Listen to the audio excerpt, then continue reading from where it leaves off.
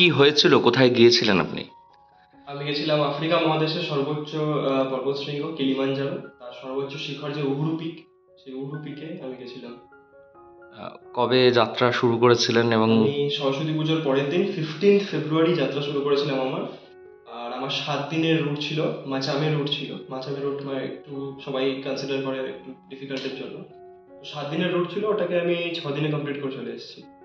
আহ, দেশের পর্বতশৃঙ্গ ছেড়ে একেবারে বাইরের দেশের পর্বতশৃঙ্গ আরোহণ। ভারতে এত পর্বত আছে যে আমি কোনোদিন আন্ডারএস্টিমেট করতে পারি না। ইভেন আমি ভারতেই যাই সবথেকে বেশি মাউন্টেনিয়ারিং এ। কিন্তু কথা হলো যে আমি একটা ছোট স্বপ্ন আছে, সেটা হচ্ছে 7 সামিটস আর 7 ভলক্যানিক সামিটস।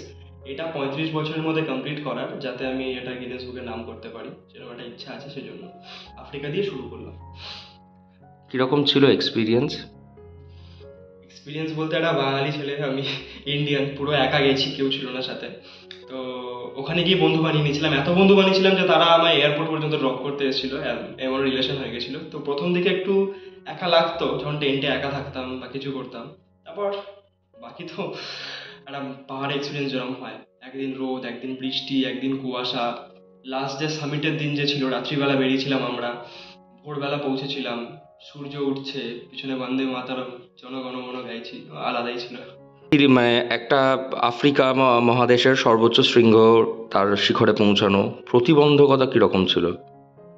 প্রতিবন্ধকতা বলতে, প্রথমেই তো বাড়ি থেকে একটা আটকা পেয়েছিলাম, যে সবাই একটু টেনশন করছিল। যাই হোক, সবাইকে মানিয়ে বুঝিয়ে যেরকম চলতে হয় আমাদের, গেছিলাম। প্রতিবন্ধকতা বলতে তেমন কিছুই ছিল না, কারণ যদি তুমি সবার সাথে মিশে যেতে পারো তাহলে কোনো প্রতিবন্ধকতা নেই। যদি না মিশতে পারো তাহলে বিশাল প্রতিবন্ধকতা। আর অত অল্টিটিউডে গিয়ে একটা এএমএস এরও চান্স থাকে, যেটা আমরা বলি অ্যাকিউট মাউন্টেন সিকনেস। তো তার জন্য ঠিকঠাক মতো খাওয়া, কারণ ইন্ডিয়ান থেকে একটা আফ্রিকা যাচ্ছি, আফ্রিকান খাবারকে অ্যাডাপ্ট করা, সেখানে একটু টাইম লেগেছিল। বাট তাও ঠিক আছে, হয়ে গেছে সব। প্রতিবন্ধকতা শুধু কিছুই পাইনি সেরকম। একমাত্র এই লাস্টে যে সামিট দিনে গেছিলাম, সামিট যেদিন করার ছিল, সেদিন আমরা 11টায় বেরোনোর কথা ছিল, 11:30টায় বেরিয়েছিলাম। তো প্ল্যান ছিল যে সূর্য ওঠার সময় আমরা উঠে যাব, কিন্তু আমাদের স্পিড ভালো ছিল দেখে আমরা রাতেই উঠে গেছি। তো রাতে উঠে যাওয়ার পর ওখানে যে হাওয়াটা ছিল, সেটা একদম চামড়া বেঁধে দিচ্ছিল সেই হাওয়া। সেটা একটাই ছিল, আর কিছু না। আর যখন একদম উপরে উঠে চেঁচিয়ে বন্দে মাতারাম করছিলাম, বলছিলাম, তখন যে সবাই তাকিয়ে দেখছিল যে কে এটা। আমি ইন্ডিয়া লেখা একটা জার্সি পরে গেছিলাম, আর সাথে ছিল হাতে ইন্ডিয়ান ফ্ল্যাগ। সেইটা আলাদাই ছিল, মানে সবাই দেখে, "ও আচ্ছা, ওকে।"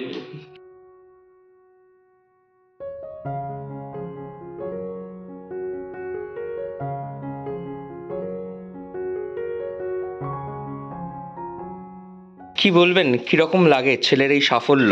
একের পর এক পাহাড় ডাকছে, পাহাড় জয় করার স্বপ্ন নিয়ে এগোচ্ছে। খুবই ভালো, মানে ওই যে এটাকে অ্যাচিভ করেছে, এটাই আমাদের কাছে গর্বের ব্যাপার। হ্যাঁ, এবং শুধু আমি নই, আমাদের যে কোম্পানি আছে ফুল টিম ওর সাথে রয়েছে, এবং সবাই খুব আনন্দিত এই ব্যাপারটাতে। যার জন্য কালকে আমরা এয়ারপোর্টেও গেছিলাম, ওকে আমরা ওয়েলকাম জানিয়ে রিসেপশন দিয়েছিলাম ওখানে। ভালো করছে। একের পর এক পাহাড় এবং পাহাড় জয় করার স্বপ্ন, গোটা দেশব্যাপী বিশ্বব্যাপী পাহাড় জয় করার স্বপ্ন রয়েছে তার। কিভাবে দেখছেন বিষয়টাকে? বিষয়টা ঠিক আছে, ও করতে চাইছে, করুক, আমি বাধা দেবো না। কিন্তু কেসটা হচ্ছে যে আমার কিছু কিছু ক্ষেত্রে ভয় লাগে, একা একা যায় তো, একা একা যাওয়াটা আমি ঠিক পছন্দ করছিলাম না। তাই হোক, এবারও নিজের ইচ্ছাতেই গেছে। গিয়ে ওখানে বললো যে আরও সব বাইরের দেশ থেকে আসবে, কিন্তু তারা নাকি কমপ্লিট করতে পারেনি। ও আর দুটো বাইরের দেশের লোক কমপ্লিট করেছে। শুনেও ভালো লাগলো, কিন্তু কতদিন সাসপেন্সের মধ্যেও ছিলাম আমরা।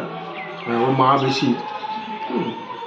এই যে আপনার ছেলের এই এরমভাবে পাহাড় অভিযানের নেশা, দেশ বিদেশ সে যাচ্ছে পাহাড়ে উঠতে, কি বলবেন? নেশাটা তো খুব ভালো নেশা, নো ডাউট, তাতে কোনো ভুল নেই।